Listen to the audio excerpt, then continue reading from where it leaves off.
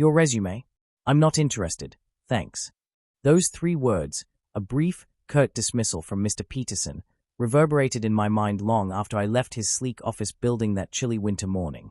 I remember standing in the lobby, trying to process that rejection, feeling a mixture of disbelief and humiliation. My name is Alex Carter, and at 28, I thought I'd landed my dream job in operations management at Whitman Enterprises. Instead, my carefully crafted resume, the one I'd spent weeks perfecting and polishing, had been summarily rejected. At the time, I couldn't help but wonder, what did I do wrong? What did they not see? I left the building with my head bowed, the sting of rejection clinging to me like a cold shadow. That night, as I sat in my cramped apartment poring over my resume for the 100th time, I remembered Mr. Peterson's dismissive tone and thought, maybe I'm just not cut out for this. But a stubborn spark of determination lit within me. I refused to let someone else's narrow perspective define my worth. Instead of wallowing, I decided to learn, to grow, and to prove that my ideas, my skills, and my vision extended far beyond that one cruel no. For the next 2 months, I embarked on a journey of self-improvement. I enrolled in an online leadership course, devoured books on team dynamics and organizational restructuring, and even started a small consulting project for a local nonprofit. Late nights found me dissecting case studies and scribbling notes on innovative management strategies, often while sipping coffee in my favorite 24-hour diner. I wasn't doing it for revenge, at least not overtly, but because I believed in my own potential. I wanted to build a resume not just to impress HR departments, but to make a tangible difference wherever I went. During that period, I reworked my personal brand. I updated my LinkedIn profile with a professional headshot, detailed my new certifications, and began sharing insights on effective team management on social media. I networked incessantly, attending local business mixes, joining entrepreneur groups, even volunteering to speak at small community events about modern organizational challenges. Slowly, I began to see results. I received a few messages of encouragement, some requests for informal advice, and most importantly, I felt that I was laying the groundwork for something much bigger than just a job. Then, unexpectedly, a call came from Mr. Peterson himself. It was a crisp Monday morning when my phone buzzed with an unknown number. I answered hesitantly, and his calm, measured voice greeted me. "Hello, Alex? This is Peter Peterson from Whitman Enterprises. I'd like you to come in for a meeting this afternoon."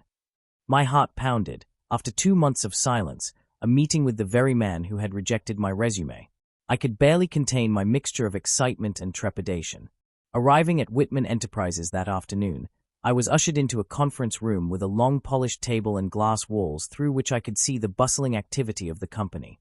Mr. Peterson sat at the head of the table, his demeanor cool and businesslike, yet his eyes hinted at a lingering doubt that I hoped to dispel. "Alex," he began, "I've been reviewing some internal reports and discussing matters with our HR department. We're facing a major challenge in our operations. Our team structure isn't working as it should. Productivity is down, and morale is at an all-time low. I've been thinking, perhaps a fresh perspective is required to restructure the team to meet our strategic goals. I remember your application from a few months back, and while at the time we didn't feel it was a fit, recent events suggest we might need someone with your innovative thinking.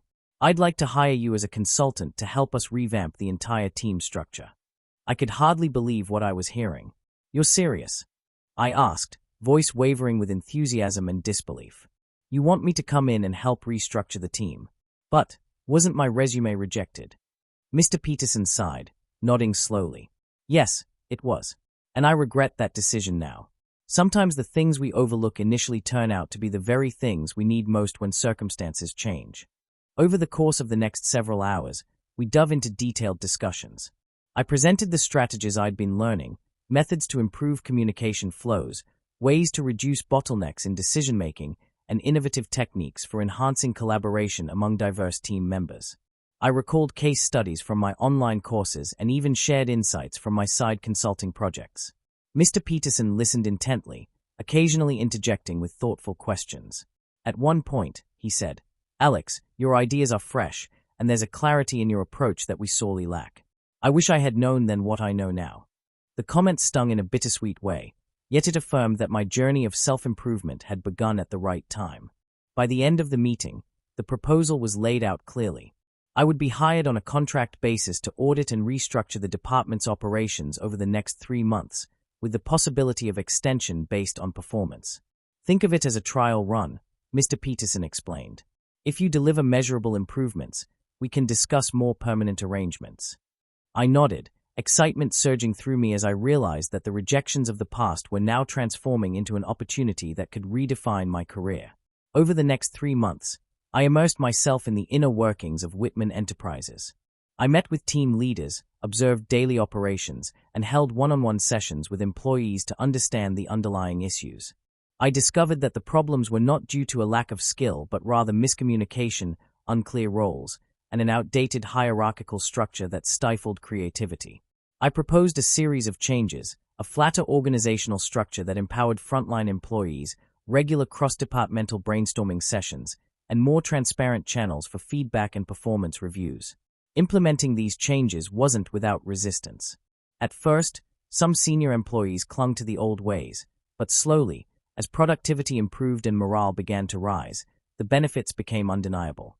I even introduced innovative performance metrics that allowed for more flexible roles, tailoring responsibilities to individual strengths rather than rigid titles.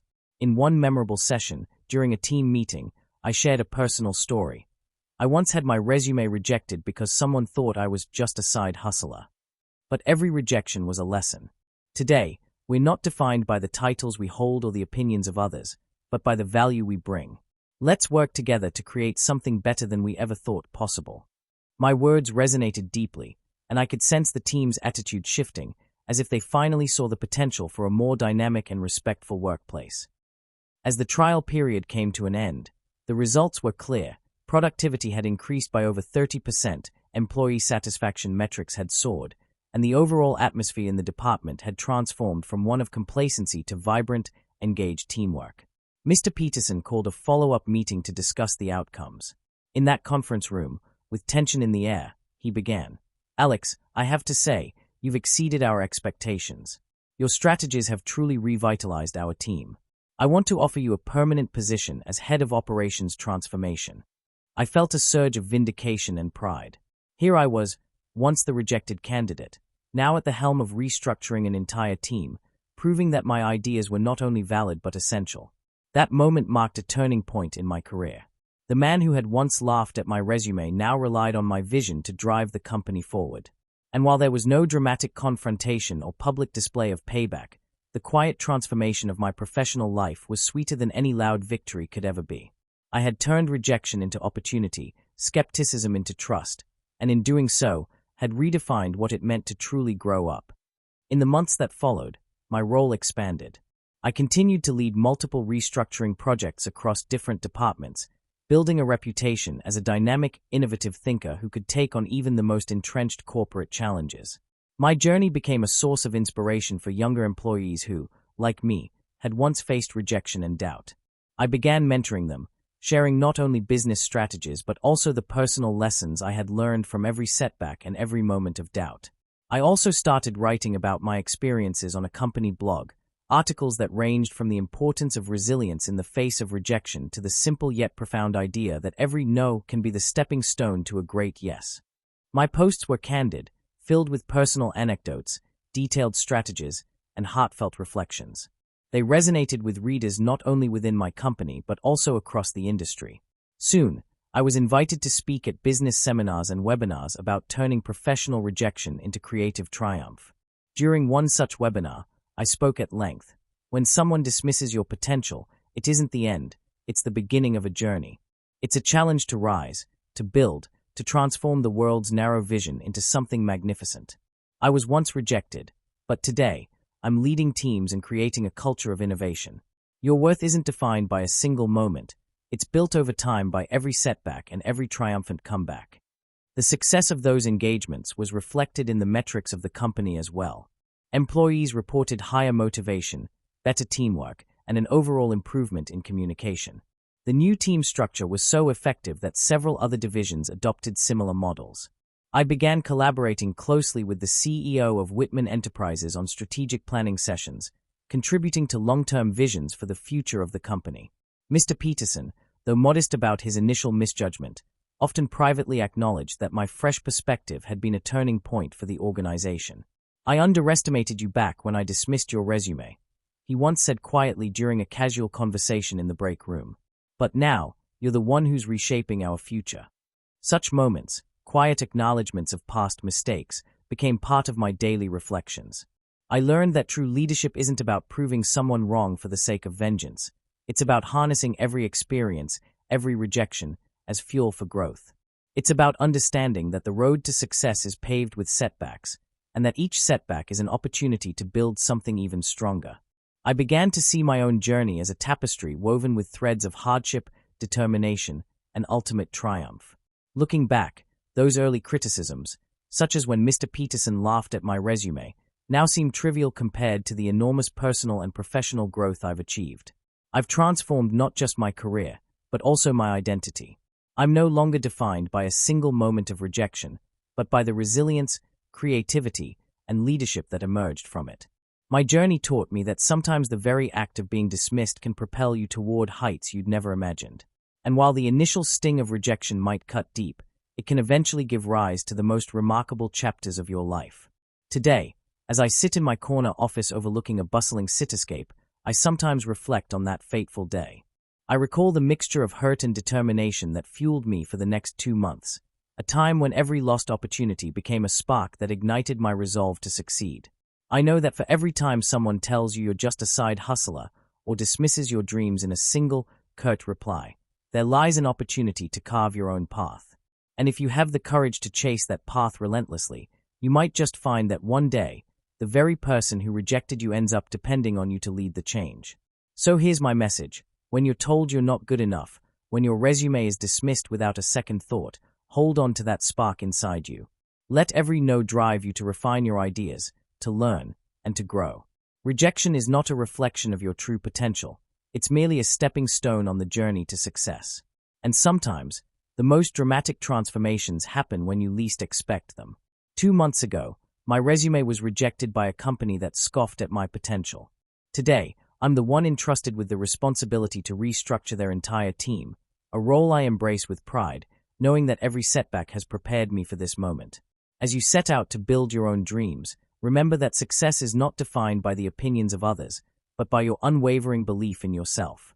Every cynical laugh, every dismissive word, can become the building blocks of your triumph if you have the courage to forge ahead.